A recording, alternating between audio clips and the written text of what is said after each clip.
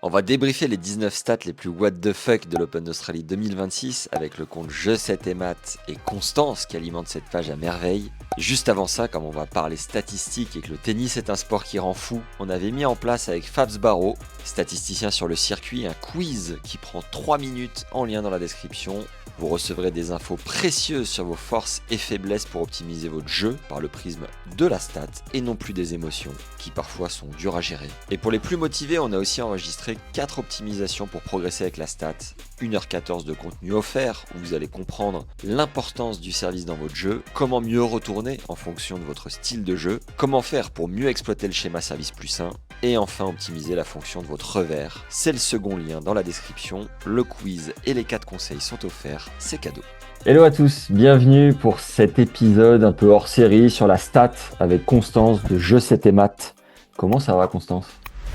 Bah, ça va super bien, je reprends un petit rythme un peu plus tranquille là, depuis quelques jours. T'as bossé la nuit pas mal pendant l'Open Australie? Ouais, je pense qu'on n'a pas eu le même rythme. Enfin, moi j'avais des réveils en pleine nuit, des petites siestes au milieu de la nuit, et puis ça part comme ça, hein. Tu mettais ton réveil à quelle heure? Souvent, en tout cas la première semaine, il y a beaucoup de matchs. J'avais un réveil qui sonnait vers 3 heures du matin à peu près. Et là, je laissais passer tu vois, les 2 premières heures et je travaillais jusqu'à 6h30 environ. Là, Ah je ouais. faisais une petite sieste d'1 heure. Je Ouais. retravaillais 2 heures et puis après, je basculais dans mon autre vie, ma vraie journée de travail, entre guillemets, quoi. Ah c'est ouf, t'es déterminé. Est-ce que tu peux nous redire en une minute ce que tu fais, tes réseaux, tout ça? On a fait un épisode de podcast ensemble. On vous le remet là, la magie du montage sur YouTube si vous voulez aller le regarder.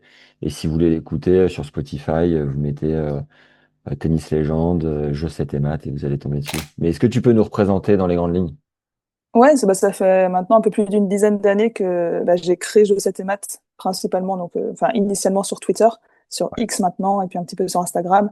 Et l'objectif, en fait, c'est que je couvre l'actualité tennistique, donc les circuits professionnels, ATP, WTA, en partant du chiffre de la stat. Donc, pour mettre en perspective, au niveau de l'histoire du tennis, des faits, voilà, des performances des uns et des autres. Et puis voilà, pour jeter un œil un petit peu différent sur les résultats qu'on voit tous les jours. Nous, on te publie parfois, on te reprend. Je vois Johan qui te cite évidemment à chaque fois. Mais c'est hyper intéressant parce que tu as une base de données de fou. Et en plus, tu as sorti un livre, Je sais tes maths, que j'ai adoré, qui se picore avec plein de stats hyper intéressantes. Donc voilà, je vous mets le Là, il y a plus de lien. 500, plus de 500 statistiques Ah ouais, pas dedans. mal. Très bon ça.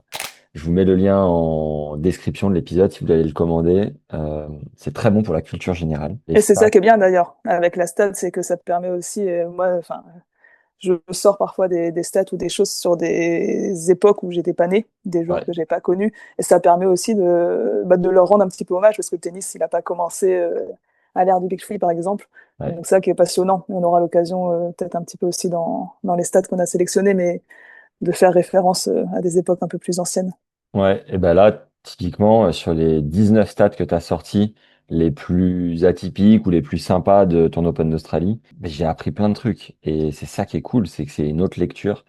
Et il n'y a pas des moments où tu pètes un plomb de la stat, tu restes passionné. Enfin, comment tu fais pour entretenir cette passion? Je pense enfin, il y a plusieurs choses, mais par contre, j'arrive plus à regarder un match de tennis sans penser à la stat, tu vois. J'arrive plus à m'en détacher. Et il y a Ouais, même parfois où je vais plutôt prendre parti pour un joueur parce que je sais que j'ai des meilleures stats à sortir s'il gagne que s'il perd. Donc ouais, ça me biaise un petit peu le cerveau. ouais. Et même moi, moi-même, quand je joue, parfois, je pense à des choses, tu vois.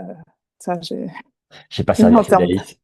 Ouais, non, mais c'est ça, donc ça. Et après, en fait, maintenant, je le prends comme un jeu, en fait. Même, j'ai ma base de données, mon tableur Excel où maintenant, j'ai plus de 130 000 matchs.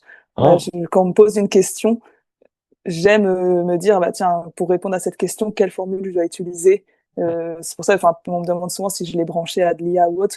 Mais moi, ce qui m'anime et ce qui m'amuse, en fait, c'est de me dire, moi, alors, quelle formule, c'est des formules très basiques, mais quelle formule je peux utiliser pour essayer de trouver la plus longue série, etc., etc.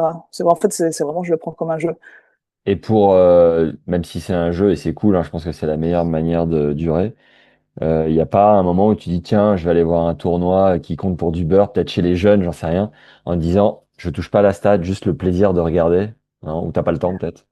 Bah, c'est ce que j'allais dire. Maintenant, c'est une problématique de temps parce que Ouais, je travaille encore à temps plein à côté. Et ouais. donc, problématique de temps et puis d'essayer parfois de se détacher un peu du tennis. Et bah ouais, parce qu'à côté, donc tu bosses, mais tu interviens aussi comme consultante pour France Télé. T'avais pas une chronique pour Eurosport aussi, quelque chose comme ça? Ça s'est terminé, mais oui, pendant quelques années, pendant Ouais. 5-6 ans, j'ai fait ça pour Eurosport et France Télé, bah, je pose des congés payés. Ah ouais. L'année dernière, j'ai posé 5 semaines pour couvrir 3 tournois avec France Télé, mais c'est une opportunité qui est incroyable aussi. Donc, Et et ton j'ai la livre? chance d'avoir un employeur qui me permet aussi de prendre des congés, qui Sympa. est flexible là-dessus. Beau gosse, tu dois bien taffer. Et ton livre a été imprimé à tirer à combien d'exemplaires? Environ 5000 exemplaires, je crois. C'est Je n'ai pas le propre. chiffre exact, mais C'est propre sur une niche comme le tennis et encore plus Mm. comme la stat. Et tes réseaux, t'es à combien d'abonnés, tu peux nous redire? Sur X, là, j'ai franchi les 45 000. Ouais, pas mal. Et pendant Open Australie et sur Instagram où j'ai franchi, je crois, les 10 000 abonnés très Ok, cool. récemment. T'as une stat sur le nombre d'abonnés que ça peut te ramener? Bah, pas vraiment. Tu sais, tu peux voir sur les posts, les publications, les stats de la publication et donc à quel point ça peut apporter des abonnés. Mais c'est souvent un peu indirectement les abonnés qui arrivent. Enfin, c'est pas forcément rattaché à la publication. Ok, J'ai plus la stat sur le nombre de vues de le nombre de vues de la publication. Et yes. ça s'arrête là. Alors on démarre d'emblée, et alors sur la première stat, on parle d'une légende, Venus Williams. Et déjà, avant de me donner ta stat, j'aimerais ton avis. Est-ce que tu étais pour ou contre du fait de l'inviter au détriment d'une jeune joueuse? Je me posais des questions, mais vu le match qu'elle a sorti, en fait, je crois elle a répondu de la meilleure des façons. Il y a toujours des interrogations où tu te dis ça enlève une wildcard à une jeune, etc. Ouais, Moi, d'un point de vue global, tu vois, j'aimerais bien que les wildcards, il y ait un truc un peu repensé, même si on a Roland Garros, on a de la chance parfois, à Roland Garros, d'avoir beaucoup de joueurs français qui sont invités. Mais je trouverais ça normal, par exemple, que le vainqueur junior de l'année précédente ait une wildcard pour le tableau suivant, peu importe sa nationalité, des choses comme ça. Donc, quand j'ai vu Venus Williams, je me dis, ouais, il y a peut-être un joueur, enfin une joueuse plutôt de 22-23 ans qui aurait pu mériter une wildcard. Et en même temps, bah, en fait, elle a répondu de la meilleure des façons parce qu'elle a sorti un vrai match. ouais. Moi, j'étais plus pour aussi, mais enfin, Et, pour. et puis pareil, et c'est là où je te disais pour la portée de l'histoire et en fait pour la stat en elle-même, bah, ça sort des trucs sympas après. Tu peux nous dire la stat du coup, ce que c'est sur Vénus? Yes, alors si on regarde, elle a disputé le tout premier match de sa carrière sur le circuit WTA en octobre 1994.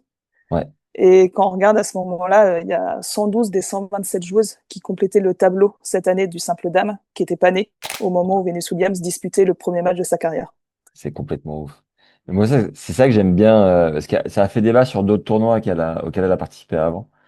Et à la fois, c'est bon pour le sport, parce que quand elle est dans un tableau, on en parle tellement que c'est bon pour la pub et pour attirer éventuellement de nouvelles personnes à jouer dans ce sport Clairement, qui est et même parfois Olga vieillissant. Danilovic. Olga Ouais, Danilovic qui l'a battue, là, elle pourra dire bah, j'ai joué Venus Williams. Donc, ouais, en c'est plus. comme quelqu'un là, un jeune qui joue Novak Djokovic ou qui a joué Roger Federer en fin de carrière. Je Ouais, pense que tu te dis bah, j'ai joué une légende du sport. Et ouais, Olga Danilovic, par exemple, elle est née en plein milieu de l'Open d'Australie 2001. Et donc à ce ok. moment-là, Venus Williams, elle était déjà troisième mondiale au moment où Ouais, Olga est née. c'est ouf. Et Bon, ça, donc c'est cerise sur le gâteau. 20, 25 ans plus tard, elle la croise sur un tournoi. Énorme. Deuxième stat qui concerne Stan Wawrinka. J'ai eu la chance de voir son match contre Arthur Gea. C'est une de mes plus belles expériences de match à regarder en tribune parce que Arthur était en train de réaliser quelque chose de magnifique avec la confiance accumulée. On a fait une interview avec lui qui était assez cool où le lendemain il nous raconte ses 5-7 épiques contre Stan. Et Stan, bah Stan, c'est voilà, c'est la tournée d'adieu, c'est un stade en ébullition, je sais pas, il est incroyable parce qu'au changement de côté, il se lève, il fait des sauts de kangourou, il harangue la foule, il rigole, il a le smile. Il est beaucoup plus ouvert qu'à un moment de sa carrière. Donc voilà, c'était un bonheur de le voir. Est-ce que tu peux nous parler de cette deuxième stat? Yes, mais on reste un peu dans les vétérans, dans les notions d'âge. Stan Wawrinka, il est devenu, donc là, il est à 40 ans et 300 jours, le joueur le plus âgé à avoir réussi à franchir 2 tours dans un tournoi du Grand Chelem depuis Ken Rosewall à l'Open d'Australie en 78, donc il y a 47 ans. Et Incroyable. l'ami Ken, il avait 44 ans et 54 jours, donc de là à être détrôné, Ouais, il va falloir encore attendre un petit peu, mais voilà, d'avoir battu à la fois Laszlo Djere et puis Arthur au deuxième tour, et puis avec des gros matchs, quoi. C'est ça qui est impressionnant. Et en faisant 4-7 derrière sur Fritz, Ouais, Taylor Fritz. il est pas ridicule. Il est pas Mm. ridicule. Est-ce Et que tu d'ailleurs, penses le que... match contre Arthur Gea, il bat le record du nombre de matchs en 5-7 disputés en Grand Chelem. Ah C'était ouais, son 49e match en 5-7 en Grand Chelem. ah, c'est ouf. Et tu te dis, en face, Arthur Gea, c'était son premier, quoi. Je sais pas si tu as entendu, enfin, si tu as vu passer le réel qu'on a fait avec Arthur, où il croise mon fils dans les vestiaires, qui lui dit, je suis trop content pour toi que tu aies joué Stan, parce que des ambiances comme ça, si tu réussis une carrière sympa, t'en joueras peut-être 30 des matchs comme ça, tu vois, sur l'ensemble de ta carrière. Et c'est vraiment un privilège que de l'avoir vécu pour lui. Bon, hélas, il a perdu, mais... Et Oui, juste et pour puis se... le fait, il y avait la tribune bleue qui était là, donc il avait Ouais, aussi pas tout le stade qui était contre lui, ça faisait. ouais, Mais ça j'ai rajoute. vu la petite pastille que vous avez sortie. J'ai pas écouté tout le podcast, mais j'ai vu la pastille que vous avez sortie. Ouais, c'est incroyable. Juste pour se rendre compte de ta culture, Ken Rosewall, t'aurais une autre stat le concernant ou pas, comme ça, qui te revient? Non. Alors moi, Piège? Joker? ouais, piège. Mais je suis Désolé. sûre, tout va. Enfin, là, je le mettrai en commentaire dans. Je le mettrai en commentaire. Parfait, parfait. Troisième stat, elle concerne Novak. Moi, j'ai juste une petite anecdote avec Novak et Valentin Vachereau au tout début du tournoi. Malgré tout le respect que la planète tennis doit à Novak, encore plus impressionnant en fin de tournoi. En début de tournoi, je crois qu'il était tendu comme jamais. En fait, il s'entraîne avec Valentin sur le court 17 pendant 1 heure et demie. Et ensuite, il prévoyait d'aller sur le Rod Laver faire des points. Encore une bonne heure, tu vois. Donc ils font leur heure et demie. Alors déjà, je débrief avec le clan de Valentin juste après son entraînement et ils me disent, bah Novak a fait du Novak. Ah ouais, c'est-à-dire? Donc on était tous sur le terrain, cool, content d'être en Australie, soleil, sourire et tout. Novak arrive, une chape de plomb sur le cours, une espèce de tension. Ça va? Non. Qu'est-ce qui va pas? Mal dormi, tu vois, genre monosyllabe. Bon, ok, donc tension, machin. Et derrière, il débarque sur la road lever pour faire des points. Au bout de 5 minutes, là, qui dit bon, les gars, moi j'arrête là, hein. Et il se barre. Il laisse ses sacs, ses gourdes, et t'as les coachs derrière qui ramassent tout, enfin, tu vois. Et qui il plante du coup Val, qui avait prévu de faire des points, et qui termine en faisant du panier comme il peut pour optimiser son temps sur le court. Donc, bon, Novak exceptionnel, hein, franchement, voilà. Mais parfois, humainement, c'est quand même un challenge. Bref, ceci étant dit, quelle est ta troisième stat, Constance, sur l'ami Novak? Eh ben, stade de début de tournoi, mais on en a beaucoup parlé, mais il est devenu le premier joueur à atteindre la barre des 400 victoires en Grand Chelem, hommes et femmes confondus. Ouais. Et juste à titre de comparaison, sur les joueurs en activité, il y a seulement 8 joueurs qui ont atteint la barre des 400 victoires, toutes catégories de tournois différents. Tu les as, les autres? J'ai la liste, ouais, j'ai travaillé quand même. Allez, t'es là. Tu veux la deviner ou Non, vas-y. chacun ses pièges? Ouais, chacun. Il y a- Donc il y S'il te plaît. a Marin Cilic, qui est à Ouais, 597, il approche des 600. Stan Wawrinka, bien sûr, Gaël Monfils, ouais. Alexander Zverev, Grigor Dimitrov, Kei Nishikori, Bautista Agut et Daniil Medvedev. Mais alors, attends, seulement 8 joueurs ont atteint la barre des 400 victoires sur le circuit principal. Ah ouais, ok, ok. Toute Voilà, catégorie. toutes catégories confondues. Novak, lui, l'a fait sur les seuls grands chelems. Ah, mais, ah oui, d'accord. Et il n'y a même pas un André Agassi ou Fabrice Ah non, on est Santoro joueur en activité, joueur en ah oui, en activité. activité, ouais. Oui, Ok. parce que sinon, bah, bien sûr, et puis t'as Federer, Nadal, etc. Sachant que, ouais, un Kay et un Marine, ils doivent pas être loin de. Bah, Ah, oui, Gaël. bah, Wawrinka, Gaël Monfils. Ouais, ouais. Ok, intéressant. Et Alors, puis, il a aussi passé la barre des 100 victoires à l'Open d'Australie. Et ouais. donc, maintenant, il lui en manque 5 à l'US Open. Il aura réussi son carré des 100 dans tous les tournois du Grand Chelem. Ah ouais, incroyable. Ça paraît pas beaucoup, mais en même temps, c'est une demi-finale. Donc, il faut aller la chercher. Parce que sur la quatrième stat, on parle de tie-break. Moi, j'ai une petite théorie sur les tie-breaks, j'aimerais te sonder là-dessus. Comme tu regardes beaucoup de tennis et t'en commentes notamment, j'ai souvent entendu cette théorie du joueur offensif qui remportait le plus souvent les tie-breaks. Et dans le prolongement, le fait de faire une amortie en tie-break était une erreur de tactique. Certes, l'amortie peut être jouée dans un... Bah, je vais dire, l'amorti, ça peut être considéré comme un coup offensif. Ça peut, bien sûr. Ce que j'allais dire dans le prolongement. Mais globalement, j'ai toujours entendu dire c'est le joueur le plus entreprenant qui gagne le tie-break. Est-ce que tu partages cet avis ou pas forcément? Bon, en tout cas, d'un point de vue stat, j'ai pas de stats pour rebondir là-dessus en tant que tel. Ok. Après, potentiellement, on peut se dire que le joueur le plus offensif, potentiellement, il va aborder le tie-break de la même façon que les points précédents sans se poser trop de questions. Ouais. Et donc, continuer sur sa lancée. Ça me rappelle Mais aussi ça pourrait être les. intéressant, mais il faut savoir qu'il faut appliquer à chaque joueur une sorte de profil pour ensuite Ouais. regarder ses performances dans les tie-break. C'est là où M. Sbarro aurait pu nous servir, qu'on embrasse. Exactement. Et ça me renvoie à quand on était chez les jeunes, le 40 point décisif. Souvent, les entraîneurs nous disaient, c'est le joueur le plus entreprenant qui le gagne. Arrêtez de pousser la balle à 40. Ah ouais, c'est plus facile à dire qu'à faire, hein. Ah, c'est certain. Et du coup, est-ce que tu peux nous dire cette stat sur les tie-breaks qui est la quatrième? Yes, pour le coup, c'est une joueuse offensive, Marina Sabalenka, qui a battu la plus longue série tie-break remportée en Grand Chelem, c'est une série qui est encore en cours, à 20 tie-break remportés consécutivement pour Arina Sabalenka. Ouais. Et j'ai regardé un petit peu la liste. Dans la liste de ces 20 tie-break, il y en a seulement 3 qui ont été joués face à des joueuses classées en dehors du top 50. Ok. Donc c'est pas en plus, voilà, c'est pas des joueuses avec tout le respect 150, 200e qui la poussent au tie-break. Il y a un certain nombre de top 10, de top 20, etc. dans la liste. Elle a battu justement Novak Djokovic. C'est Novak Djokovic qui jusqu'à maintenant détenait la plus longue série avec 19 tie-breaks consécutivement, enfin 19 tie-breaks consécutifs remportés. Ouais. Et il avait aussi la deuxième plus longue série qui était de 15. Yes. La série de 19 t'avais noté entre 2005 et 2007. Et Yes, et les il avait 15 en 2023 sur voilà, une c'est ça. seule saison. Ouais, ouais.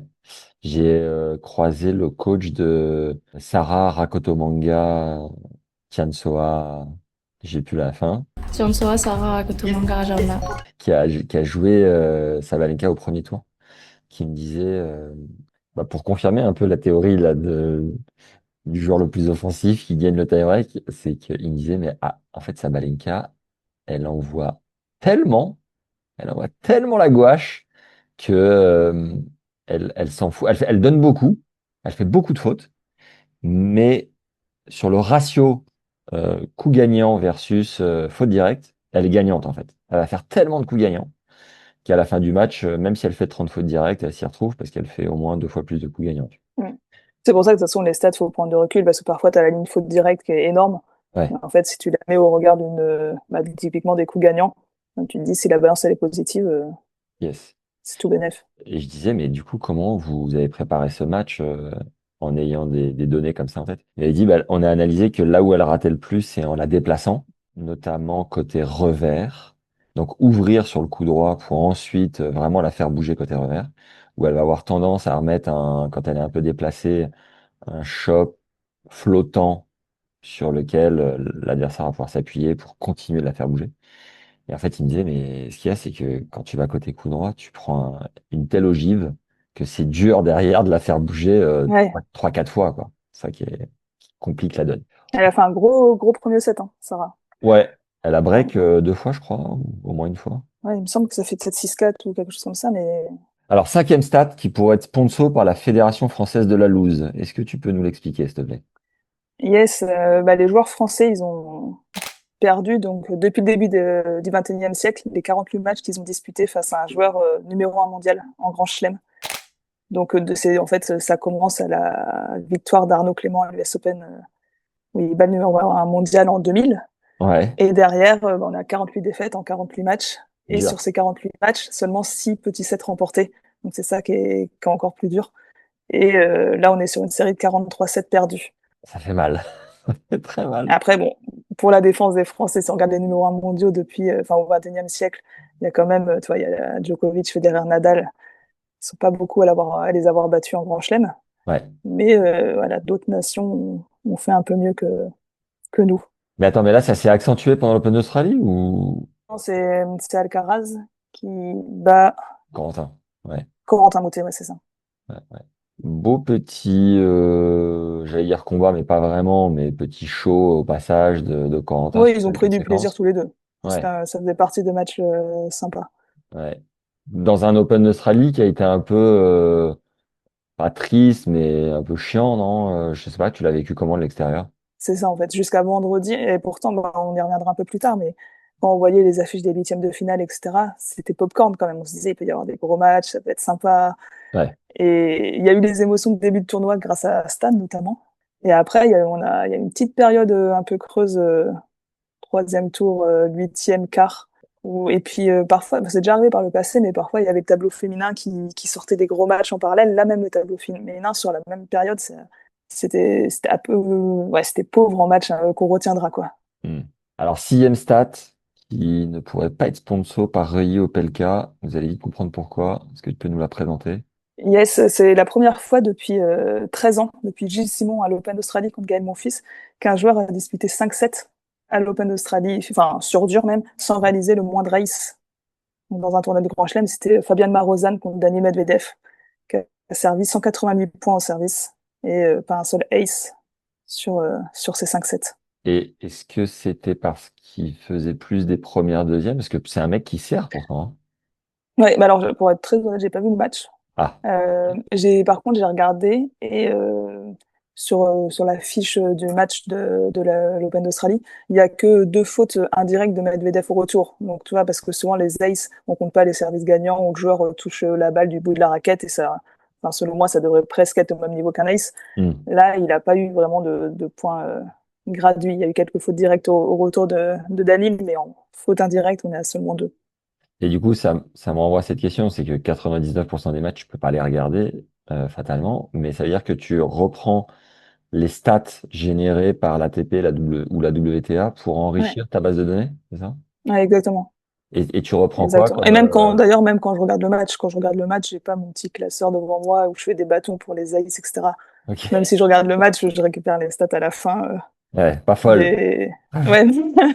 Tu reprends quoi comme stade d'un match, en Bah, fait? c'est vraiment les classiques qui sont délivrés et qui sont mis en ligne par la TP, WTA ou les grands chelems. Donc, toi, c'est ace, double faute, Faut dire, le de break. pourcentage de première balle, pourcentage de points gagnés sur la première, pourcentage de points gagnés sur la deuxième, Ouais. et puis les balles de break. Et Et, après, toi, avec ça, bah, tu as les stats du serveur, donc par déduction, bah, mon tableur Excel, il calcule les stats du relanceur. ouais. Que si le serveur a gagné 15 points sur 20 sur sa première balle, c'est-à-dire que le relanceur en a gagné 5 sur 20. Donc Hmm. ça, toi, ça me le calcule tout seul. Et Et après, de temps en temps, j'ai les points au filet, les fautes gagnants, coups gagnants, fautes directes, mais c'est pas sur tous les tournois, et puis c'est pas hyper fiable encore sur ce qui est mis en ligne. comment ton cerveau est fait pour en tirer des stats de légende comme tu peux le faire? Parce que moi, si je note faute directe et balle de break, il n'y a pas un moment où je fais le lien en me disant Cerundolo, monstrueux, en 2003, il s'est passé ça, quoi, tu vois? Ça, après, enfin, je pense qu'il y a des choses que t'expliques pas. Tu vois, par exemple, je sais que, enfin, j'ai toujours un cerveau un peu plus scientifique que littéraire. Et Ouais, donc, typiquement, tout ce qui est un peu logique, etc., moi, j'adore ça. Tu me donnes des énigmes. Je vais aimer passer du temps à essayer de résoudre si c'est une énigme avec des suites de séries, des choses comme ok, ça. Et par contre, tu me donnes, je sais pas, un truc à traduire, un truc de langue étrangère. Je vais prendre compliqué. beaucoup moins de plaisir de littéraire, enfin, Ouais. écrire une dissertation. En fait, je pense que faudrait demander, mais il doit y avoir des trucs dans le cerveau qui sont pas construits de la même façon en fonction des gens. Escape Game, t'es Et incroyable. dans la vie, ah, j'adore ça. Enfin, j'en fais pas beaucoup, mais quand j'en fais, j'adore ça, tu vois. Ok. Mais même dans la vie de tous les jours, tout ce qui est les stats, quand je cours un peu, avoir les stats à la fin, etc., moi, c'est... Moi, j'ai arrêté de courir avec mon tel parce que j'ai tellement d'écrans et tout que c'est un des rares moments où je coupe complètement, tu vois. Je m'oblige à pas Ah, avoir bah, de... moi, j'utilise la montre, et après... Ah, Maline, elle est au-dessus. Et du coup, Simon avait battu mon fils en 2013, ouais, avant de jouer Novak, non, c'était pas ça? C'est possible. C'est possible qu'il ait gagné en faisant 0 ace. Je sais plus si c'était cette année-là qu'il prend Novak et qui fait 7-5 cinquième. Je crois que c'était plus tard. Septième stat. Est-ce que tu peux nous la débrief et puis tu me diras après si on est pour ou si on est contre. Donc ouais, c'était la toute première fois depuis le début de l'ère européenne que les huitièmes de finale d'un tournoi du Grand Chelem chez les hommes n'ont opposé que des têtes de série. Ouais. Donc, enfin, on va pas faire la liste des 16 joueurs qui étaient en huitième de finale. Et juste pour prendre un peu de recul par rapport à cette statistique, jusqu'en 2001, il y Hmm. avait que 16 têtes de série en Grand Chelem. Et donc, ça rendait beaucoup plus compliqué le fait d'en avoir 16 en huitième de finale parce que ça demandait un zéro faute, alors que là, il y a quelques joueurs qui peuvent se permettre de perdre. Il y en a d'autres derrière qui peuvent permettre de compléter les huitièmes de finale. Ah ouais, donc c'est qu'à partir de 2002 qu'on a 32 têtes de série. C'est ça? 2001, ouais, c'est courant 2001. D'accord, ok. Et non, bah, pour moi, le pour ou contre, c'était est-ce que tu es plus team avoir des outsiders qui se font une place, on va dire, au huitième de finale ou même avant, ou t'aimes bien cette logique qu'il Bah, faut respecter? en soi, ça dépend de ce qui se passe après sur le terrain. Là, bah, pareil, pour être honnête, là, j'aimais bien parce que ça faisait une stat sympa, c'était historique, c'était la première fois que ça arrivait. Ouais, Par contre, quand on regarde les matchs qui ont abouti en huitième de finale, il y a le Alcaraz-Paul qui était sympa, mais ça fait 3-7, et sinon, c'était enfin, quasiment que du sens unique. ouais, Donc voilà, mais c'est comme une campagne de Coupe de France. Parfois, j'aime bien qu'il y ait un petit poussé, mais un vrai petit poussé, tu vois, quelqu'un, pas le joueur qui revient de blessure, qui est 33e mondial, qui dans un autre monde aurait été tête de série. tu battes du foot aussi? Ouais, j'aime beaucoup, mais je vis des périodes compliquées parce que moi, je suis pour Nantes. Ah, mais Donc, dur. ça fait des longues années que c'est compliqué. Et t'as pas eu envie de faire des stats sur le foot? Non, parce que bah, déjà, il y en a beaucoup qui le font. Puis, pour le coup, t'as des vraies machines, quoi. T'as, par exemple, Opta, qui est hyper ancré sur le foot. Ouais. Bah, ils le sont de plus en plus sur le tennis, mais, et puis, c'est moins ma spécialité. Enfin, le foot, j'ai jamais pratiqué, le tennis, j'ai pratiqué. Hmm. Et après, parfois, je me pose des questions d'élargir à d'autres sports de raquettes ou il peut y avoir des choses sympas qui se font, toi, sur le tennis de table. En ce moment, il y a une hype en France, etc. Badminton, pareil. Mais en fait, c'est trop chronophage. Ok, Et il n'y a pas beaucoup d'archives en plus. je comprends. Huitième stade, est-ce que tu peux nous en parler? Je te poserai ma question après. Yes, Alex de Minaur à l'Open d'Australie, donc qui joue chez lui. Il y a une stat qui est assez révélatrice et en fait, ça surprend pas beaucoup quand on pense à l'Australien. À l'Open d'Australie, il est invaincu face à des adversaires qui sont moins bien classés que lui. Il en a Ouais. joué 21 à l'Open d'Australie, il les a tous battus. Et par contre, à l'inverse, face à des joueurs qui sont mieux classés que lui, il compte une victoire pour 9 défaites, sachant que sa victoire, c'était en 2017. Alex de Minaur était 301e mondial. Ah Il ouais. avait battu Gérald Melzer, qui était 87e mondial. Donc c'était une vraie victoire pour lui à l'époque parce qu'il était en dehors du top 300, etc. Ouais. Mais c'est pas, voilà, c'est pas un top 20, c'est pas un top 10. Gérald, qui coach Arthur Gea, du coup, l'Autrichien, qui coach le français. Et ce qui est ouf sur le fait que De Minaur arrive autant à se transcender à la maison, c'est qu'à la base, il me semble qu'il a grandi en Espagne et qu'il s'est entraîné en Espagne pendant ses jeunes années et qu'il s'est fait naturaliser australien parce que opportunité avec la Fédé ou un truc comme ça. Je sais plus qui m'en parlait aux petits as, là. Ouais, je savais qu'il avait beaucoup joué en Espagne. Ouais. Je savais pas qu'il n'était pas australien de Ouais, base. il a des origines, je sais plus si c'est Espagne ou Allemagne, enfin bref. Et il a atterri là un peu comme d'autres joueurs qui, par opportunisme, ont choisi la nationalité française parce que bah voilà, ça offre tout un tas d'avantages évidents. Et ma question aussi en marge de ça, donc huitième, à ton avis, est-ce que c'est la triste loi du très ou trop haut niveau, ou c'est plus dans la stat que ça se joue? Le fait que il perde face à des adversaires mieux classés que lui, c'est qu'à un moment donné, la marche est trop haute, ou tu penses qu'il a un blocage Bah, mental? il y a un peu, je pense qu'il y a un peu des deux, mais après, cette stade, bon, elle est vraie à l'Open d'Australie. Hmm. Il a quand même quelques victoires notables sur les autres grands chelems. Ouais, Après, ce que je regardais sur les 9 défaites, à part 2 matchs, c'est que des défaites en 3-7. Donc c'est plus ça qui est... Parce que, enfin, il perd en 3-7. Voilà, il perd contre Alcaraz.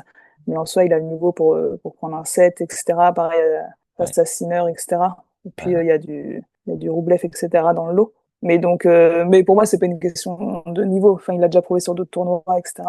Hmm. Mais il y a des limites par son jeu aussi. Et alors, rien à voir, mais avant de passer à une des stats qui a le mieux marché pour toi sur les réseaux pendant l'Open d'Australie 2026, est-ce que tu as kiffé le One Pond Slam pour gagner 1 million de dollars, les Euh, pros versus les amateurs, t'en as pensé quoi? Mais en fait, le problème, c'est que c'était, je sais plus, je crois que c'était un jeudi, mais c'était à 10 heures heure française. Donc moi, j'étais au bureau, je travaillais, j'ai vu des extraits, mais j'ai Ok. pas suivi ça comme ceux qu'on puisse suivre ça un peu en direct, etc. Ouais, Donc je l'ai vu parce que par contre, ça a hyper bien marché sur les réseaux, tout le monde en a parlé, etc. ouais, Et franchement, j'ai trouvé ça sympa. ok. C'est une exhibition, donc enfin, faut le vivre comme une exhibition, etc. Ouais. Mais ça donne des moments sympas avec, alors les amateurs, c'est pas des vrais amateurs. Enfin, c'est pas, Il y toi, avait un t'as mix. 34. Il y avait un mix des deux. Ouais. Ouais, oui, voilà, mais c'est même, enfin, l'amateur qui gagne, Il c'est avait un pas, point TP. Ouais. Ouais. ouais, voilà. Enfin, et puis voilà, même ça, je pense que ça joue au moins de négat Oui, en France. clairement. C'est pas le quatrième série ou troisième série. Mais j'ai trouvé ça, non, sympa, le fait que ça soit mix, Ok. etc. Il y a, Ouais. tu vois, c'est une exhibition, ça fait un truc, un format sympa. J'en ai fait un post sur LinkedIn et pour 90% des commentaires étaient déplorables. Et, et j'étais assez surpris parce que il y avait beaucoup de jugements de personnes sans trop savoir en fait et qui disaient mais non mais les Sinner et compagnie vont pas jouer à fond jamais de la vie tout ça. Et en fait si hein, franchement c'est fou. Ah oui, et puis enfin, Sinner, il perd sur un service. Ouais. Et- Mais voilà, enfin, il fait pas exprès de faire une faute au service. ah non clairement pas. Et même, Pedro je sais pas Martinez. comment on prononce Garland, enfin la finaliste, Ouais. mais elle, enfin, 1 million de dollars, c'était énorme pour elle aussi, quoi. C'est clair. C'est clair. Parce que autant un Sinner, un Alcaraz, ils sont plus à 1 million près. Oui. Mais s'ils avaient pu aller le chercher, ils seraient allés le chercher. Ah mais complet. D'autres joueurs pros dans la liste Ouais. des participants, le 1 million de dollars, ça pouvait aussi changer leur saison, Complet. changer la suite de leur carrière, quoi. Ouais, ouais. Non, mais complètement. Pedro Martinez Ouais, typiquement aussi. Ouais. et la Donna Vekic, ils étaient dégoûtés, ils étaient effondrés. Ouais, bah, Je suis un peu pote avec un Espagnol, Inigo Cervantes, qui joue en double. Il m'a montré des WhatsApp que Pedro Martinez lui a envoyés. Il était au fond de la mine. Et vraiment, il lui disait, mais j'ai mouillé comme jamais, quoi. Donc, non, ça jouait à fond. Et bon, en même temps, Pedro Martinez, il a pas eu beaucoup de fois, il s'est pas retrouvé beaucoup de fois, à, je sais pas, 5 points de prendre 1 million. ouais, c'est clair, c'est clair, c'est clair. Bon, neuvième stat. Ah oui, c'est une affaire de couple qui est presque troublante sur la similitude de la stat envers ce couple. Est-ce que tu peux nous en parler?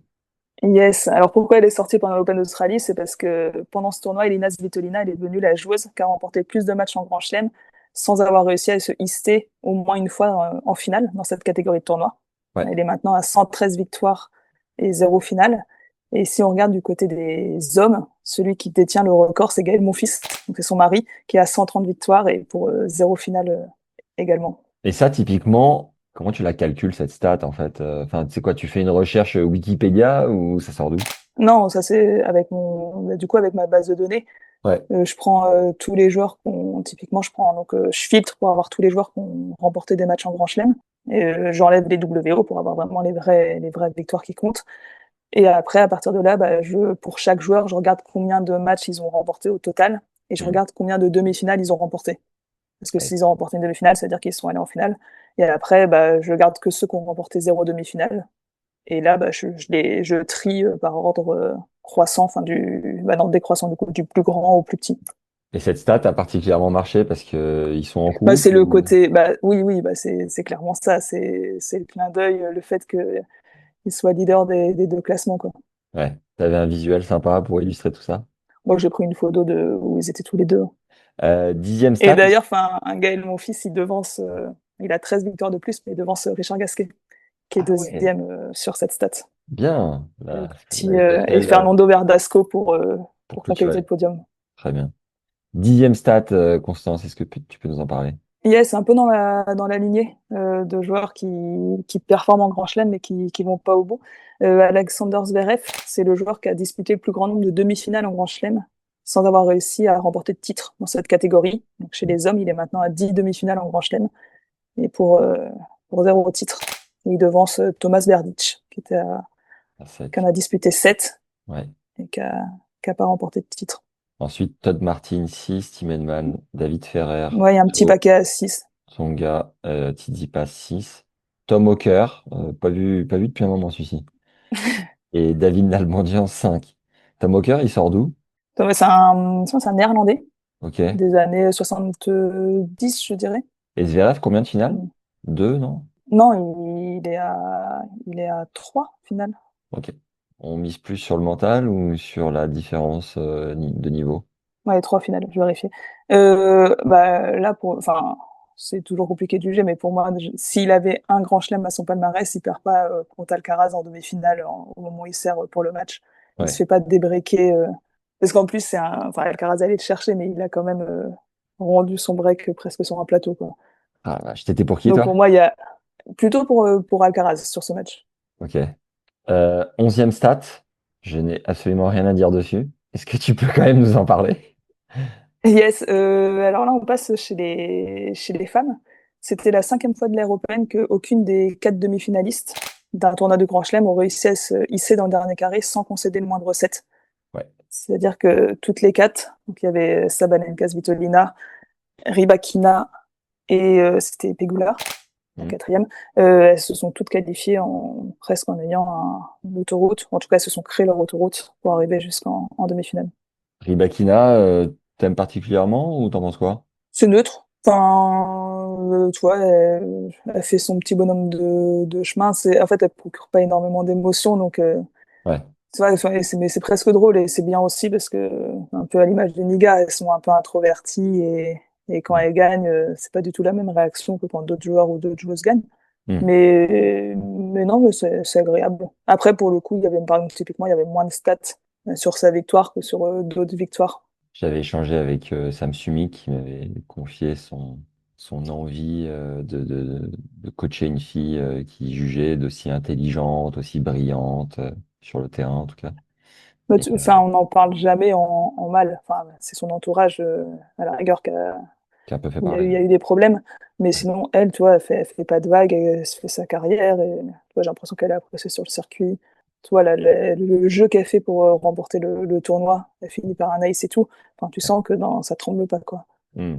Elle avait un coach qui s'était fait exclure de certains tournois pour Ah, comportement abusif. Quoi. c'est toujours son coach, là. Il est revenu, hein, c'est Qui ça? a, Il ouais, s'était fait ouais, et écarter, puis elle l'a repris. qui a reçu son petit plateau, parce que là, à l'Open d'Australie, maintenant, les coachs reçoivent aussi Ouais, ouais, une récompense. Il a reçu son petit plateau.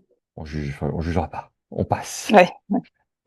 12e, la chatte ultime, le talent ou un mix des deux? C'était, c'était ma réflexion, très profonde. Yes. Bah, de toute façon, je pense que lui-même le dit, hein, que c'est le chat ultime. Novak Djokovic, c'est devenu le cinquième joueur depuis le début de l'ère européenne à remporter un match alors qu'il est mené 2-7-0 sur abandon de son adversaire. Ouais. En plus, c'est le deuxième en l'espace de quelques mois parce que c'est arrivé à Sinner face à Dimitrov à Wimbledon. Et donc là, contre Musetti, 6-4, 6-3. Musetti qui se fait mal enfin, avant de se faire briquer, donc à 1-1 ou à 2-1 en début de troisième set. Et donc par la même occasion, Djokovic est devenu le premier joueur de l'Europe Open à bénéficier de alors abandon forfait en seconde semaine d'un grand chelem, puisqu'il avait en huitième de finale profité du forfait de Mensik. Et en première semaine, c'est déjà arrivé? Oui, bah, d'ailleurs, enfin, Djokovic, on m'avait posé la question de est-ce que c'était déjà arrivé de voir un joueur atteindre une finale de Grand Chelem en ayant disputé aussi peu de sets que Djokovic, parce qu'il en a disputé aucun en huitième et enfin, en ayant en tout cas remporté aussi peu de sets. Et à l'US Open en 2016, Djokovic, il avait bénéficié d'un forfait au deuxième tour, d'un abandon au troisième et d'un autre abandon en quart de finale. Ah ouais, il est là, mon Novak. Et t'as vu tout le match ou grande partie contre Sinner? Contre Musetti, contre Sinner, Ouais, j'ai vu une partie, mais c'était vendredi, je travaillais du coup. ok. Donc j'ai vu une partie parce que c'était la deuxième demi-finale, donc elle était en journée. Ouais. Donc tu vois, j'avais développé un strabisme, mais j'avais un œil sur mon ordi de travail et un œil sur le match. Et tu l'as trouvé particulièrement impressionnant ou Ah bah oui, mais je pense que je pense peut-être 95%, voire plus, moi je donnais pas cher de Novak sur ce match par rapport à ce qu'il avait montré au tour d'avant, etc. Et puis par rapport à ce que pouvait montrer Sinner Ouais. et enfin même de tenir physiquement sur la durée. Et puis bah, Sinner, bon, il fait pas le meilleur match de sa vie, mais il fait pas non plus un match ignoble, tu vois. Mhm. Et t'as dit que Musetti s'était fait mal au troisième, et c'était pas des crampes? Non, non, non, non, non, il s'est fait je crois que je sais pas si c'est addict, mais non, non, c'est un vrai, Ok, c'était blessure. Alcaraz qui a crampé un petit peu contre Zverev. Hmm. Non, mais enfin, même on le voit sur son visage, il a tout de suite compris. Parce que crampe, à la rigueur, je pense qu'il aurait appelé le kiné, et puis il aurait tenté, Alors, je vais la montre. oui, et puis même, tu vois, on voit là, avec les jus de cornichon ou autre, enfin, il aurait essayé, peut-être laisser filer le troisième, et potentiellement, une crampe, ça peut passer, quoi. Ah, c'était du jus de cornichon, ce que prenait Alcaraz? Ouais, bah en tout cas, c'est quelque chose qui se fait beaucoup. C'est justement Marine Parto pendant Roland-Garros qui nous en parle souvent. Et Ouais, les joueurs et les joueuses, ils boivent beaucoup de jus de cornichon pour l'autre chose. vis-à-vis des crampes. J'ai jamais goûté. Ok. Enfin, si ce n'est si quand dans une raclette parfois t'es un peu.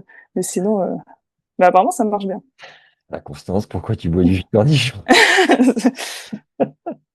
Après, je fais pas souvent des longs matchs, donc je suis pas trop sujet aux crampes. Ok.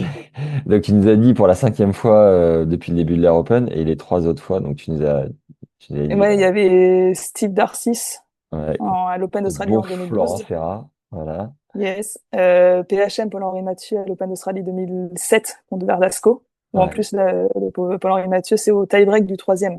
Donc il était vraiment pas loin pas loin de conclure le match.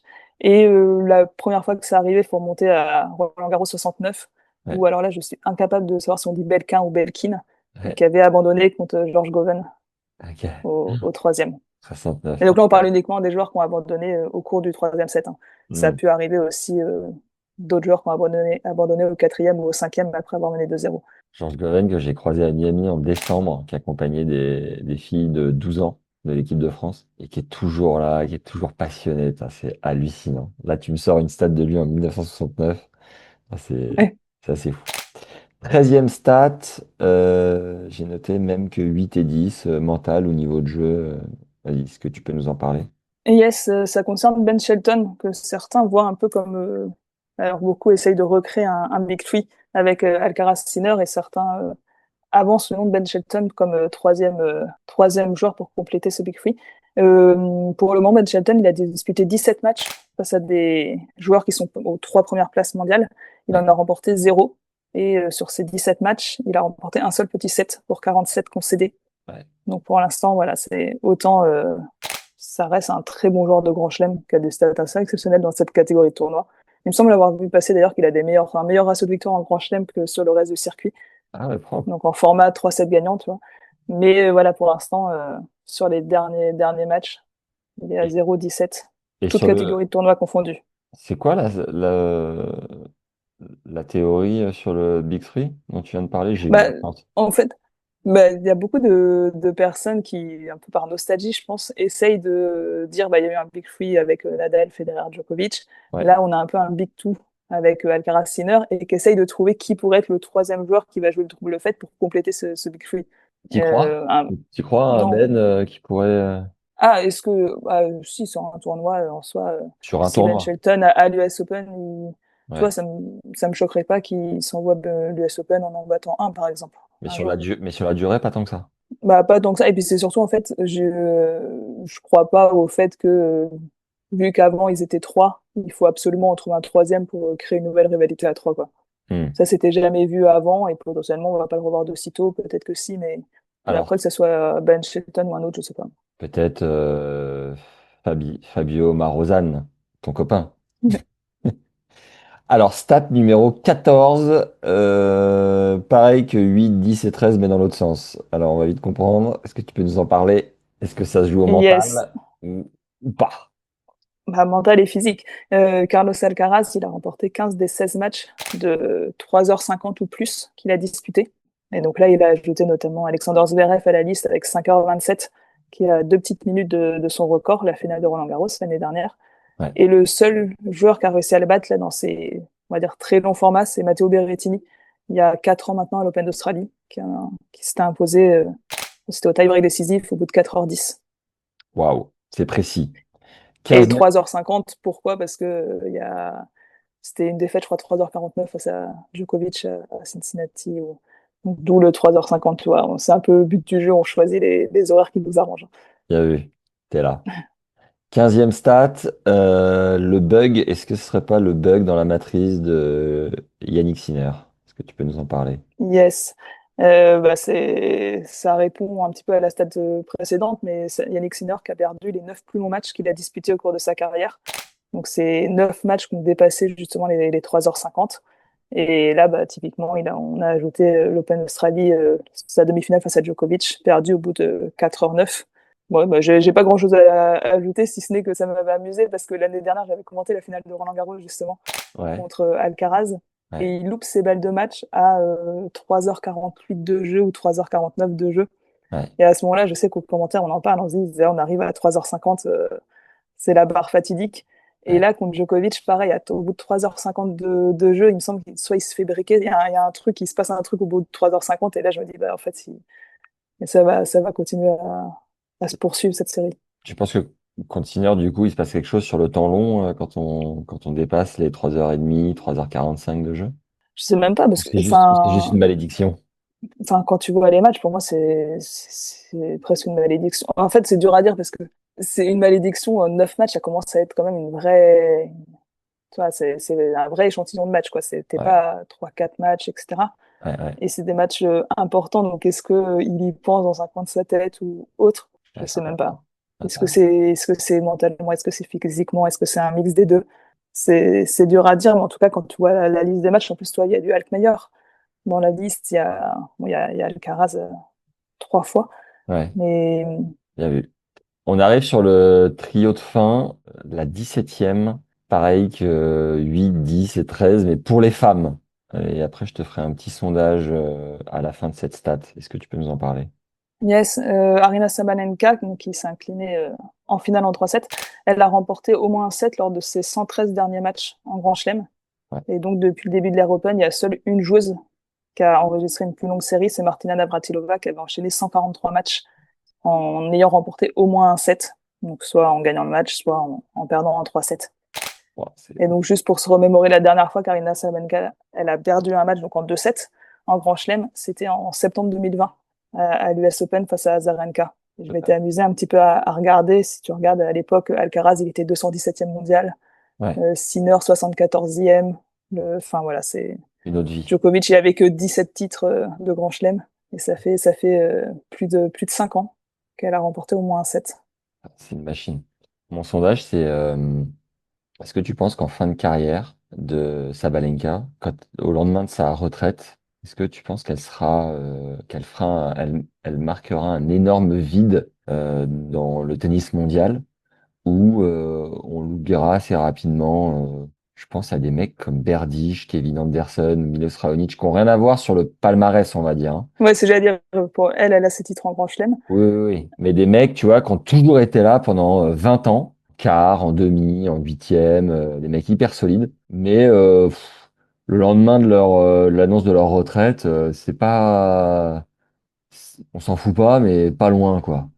Et je suis un peu Je pense dur, que ça hein, dé... je suis un peu dur avec Ouais, Sabalenka parce mais que je vois ce que tu veux franchement, dire, mais ouais, je pense que ça dépendra de ce qu'elle fait les prochaines années. Elle est encore assez loin de sa retraite. ouais. Elle a dit elle se verrait bien faire une petite trêve pour avoir un enfant, revenir après. Enfin, Ah, et donc, intéressant. il y a aussi la longévité et les performances que tu fais en fin de carrière qui participent un peu à construire ta légende, en Ouais. tout cas ces dernières années. Mais dans tous les cas, même d'un point de vue statistique, à partir du moment où elle a quelques records et un beau palmarès, elle va ressortir dans les stats déjà. Hmm. Quand c'est la première joueuse à avoir remporté un set enfin, dans chaque match depuis Aryna Sabalenka, tu vois, elle va aussi ressortir un petit peu dans certaines stats. Au même titre que Et ça dépend Nadal. aussi de ce qui se passe après. Est-ce que Ouais. après il y a une période creuse et donc là on va se dire ah mais tu te souviens il y avait Sabalenka, elle avait une vraie domination sur dur, ou est-ce qu'elle est remplacée par une autre joueuse qui fait encore mieux par exemple? Ouais. Et ben là en fonction ça va jouer sur la trace qu'elle laisse. Ouais. En 2095, il y aura deux personnes qui feront un épisode sur la stat et ils parleront de Navratilova, Evert et Sabalenka. Ouais, peut-être. Et forcément, elle aura laissé son empreinte. Stat numéro 18, et je crois que c'est une stat de légende. Est-ce que tu peux Ouais. nous préciser? Alors bon, je pense que ça va. Tout le monde l'a déjà vu, entendu, lu, mais c'est la stat de l'Open d'Australie 2026. C'est Carlos Alcaraz qui est devenu à 22 ans et 272 jours le plus jeune joueur de l'histoire au moment de remporter, de compléter son grand chelem en carrière. Yes. Donc il lui manquait que l'Open d'Australie et Ouais. donc il a détrôné Donald Budge qui était leader de ce classement avec 22 ans, 364 jours, qui avait remporté son dernier titre juste avant son 23e anniversaire. Et lui, Avec c'était en la quelle année? particularité, c'était avant le début de l'ère européenne. Ok, Donald, il a fait le Grand Chelem calendaire pour le coup. d'accord. Je crois que c'est 52. Il est là, mon Donald. 38, pardon. Je suis en Ok. 1938, mais sur deux surfaces. Enfin, tu avais Roland Garros qui jouait sur terre battue et les 3 autres tournois qui se jouaient sur gazon. J'ai Chez les rajouté un truc. femmes, Ouais. en fait, c'est ça que je voulais ajouter, c'est Donald Budge, Rod Laver dans la liste, Roy Emerson, autres. Eux, ils ont fait le Grand Chelem, mais avec des tournois du Grand Chelem qui se disputaient que sur deux surfaces. Là où Carlos Alcaraz, il le fait il y a du gazon, il y a du dur, il y a de la terre. Ouais, c'est fort. Et Et juste pour rendre un peu enfin, hommage à Steffi Graf, elle l'a réalisé à 19 ans et 89 jours. Son oh, Grand Chelem, Grand hallucinant. Chelem d'ailleurs, dans Grand Chelem calendaire, parce qu'elle avait pris les 4 en 88, plus médaille d'or. Elle avait fait Wow, Golden incroyable. Comment elle va, ma avant de fêter Stéphie? ses 20 ans. T'as des nouvelles un peu? Ça fait longtemps qu'elle m'a pas appelé. Elle abuse, hein, franchement, avec tous les WhatsApp que tu lui envoies. Ah ouais. Et quand tu parles de Donald Budge, que je ne connaissais pas, ça me fait penser au Mais livre. avec Rod Laver, c'est un des seuls qui fait du coup, enfin le grand chelem, le fameux grand chelem calendaire, le vrai grand D'accord. chelem. Ça me fait penser, j'ai reçu un livre l'année dernière sur, comment il s'appelle? Bill Tilden. Est-ce que tu l'as vu passer ce livre ou pas? J'ai pas vu passer le non. Oh, exceptionnel. C'est le meilleur livre tennis que j'ai lu depuis Open Legacy. Ouais, j'allais te demander par rapport. Moi, c'est Ah un peu ouais. ma référence. Ah, j'ai trouvé son histoire mais fabuleuse, puis la plume de son auteur qui est français, magnifique. Ok, Je me ah bah, suis je me le note. régalé pour la culture générale des amoureux du tennis, j'ai trouvé ça exceptionnel. Alors, dernière stat pour clôturer cet Open d'Australie 2026, j'ai noté flippante. Cool pour notre sport, mais flippante. C'est-à-dire, Oui, vous en parlez. c'est l'hégémonie de Yannick Sinner et Carlos Alcaraz. Si on Ouais, regarde depuis le début de la saison 2024, et ils ont disputé en commun 20 tournois. Donc il y a 20 tournois où les deux joueurs étaient dans le tableau. Sur ces 20 tournois, ils en ont remporté 19. Et la seule exception, le seul tournoi qui leur a échappé, c'est Madrid en 2024, où Sinner avait fait forfait en quart et Alcaraz s'était incliné en quart aussi contre Rublev. c'est Et ouf sinon, parce que voilà, s'il y en a, enfin, s'ils sont tous les deux là, il y en a au moins un des deux qui va au bout, quoi. c'est barjo. Et Et sur les grands chelems, bah, depuis début 2024, ils sont maintenant à 9 grands chelems remportés consécutivement. hmm, Et ils sont plus qu'à deux petites unités du record de Federer et Nadal qui en avait remporté 11 de suite entre Roland 2005 et l'US 2007. est-ce que tu penses que Carlos peut aller chercher un Carlitos, un Un grand chelem? Rafa? Non, Ah non, ah oui, je pensais le grand chelem en 2026. non, mais non, je vois plus long sur la longévité un Roger, Rafa ou Novak avec son lifestyle, on va dire. Qu'est-ce que t'en penses? En soi, quand on regarde, là, j'ai fait un peu les temps de passage. Ouais, Le Big Free à l'âge de Carlos Alcaraz, où en était leur carrière. Et Carlos Alcaraz, il est en avance sur pas mal de lignes. Il y ouais. a Rafa Nadal aussi qui était pas mal sur d'autres critères. Je pense que ce qui a beaucoup été le Big Three pour vraiment pousser leur record le plus loin possible, c'est qu'ils étaient plusieurs. Et ils étaient plusieurs pendant longtemps. Hmm. Federer, pour moi, jamais il va gagner l'Open d'Australie en 2017 s'il n'y avait pas Nadal et Djokovic qui étaient dans le coin et qui mettaient un peu en danger son record à ce moment-là de titre en Grand Chelem.